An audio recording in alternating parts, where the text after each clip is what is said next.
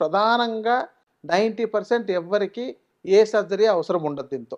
Okay. కేవలం మందులతోనే తగ్గింది. తగ్గించొచ్చు. చివరికి నీళ్లు బాగా తాగినా తగ్గుతుంది. నీళ్లు టబ్‌లో కూర్చొని, టబ్‌లో పోసి దాంతో స్విడ్జ్ బాత్ చేసినా కూడా కొంతవరకు రిలీఫ్ ఇస్తుంది. ఓకే. ఒక ఐస్ గడ్డలు పెట్టుకున్నా కూడా రిలీఫ్ ఇస్తుంది. ఫ్యాన్ గాలికి పెట్టుకున్నా రిలీఫ్ ఇస్తుంది. ఇలాంటివన్నీ ఉన్నాయి పరిష్కారాలు. ఇది ప్రారంభంలో. కొంచెం ఎక్కువైపోతున్నట్లయితే భయం ఉంటుంది కొంతమందికి రక్తం పడ్డప్పుడు.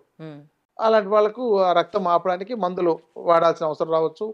కొన్ని కరక్కాయ, బూడిద గుమ్మడి ఇలాంటివన్నీ కూడా పనిచేస్తాయి. ఓకే.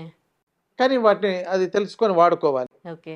ఇక ఫిషర్స్ అనగానే ఆ యొక్క రెక్టమ్ చుట్టూ అలా యానస్ పై భాగంలో చుట్టూ ఇలా కట్ చేసినట్టు, అంటే కత్తితో మనం కోసేస్తే ఈ చారల్లాగా పడినట్టు ఎలా అవుతుందో, ఇలా అంటే ఇప్పుడు మనం ఇలా తీసుకున్నట్లయితే ఈ చారల్లాగా ఎలా ఉందో అలా కట్ అవుతున్నాడు. అలా కట్ అయినట్టు ఉంది. దీన్ని ఫిషర్స్ అంటారు. ఓకే.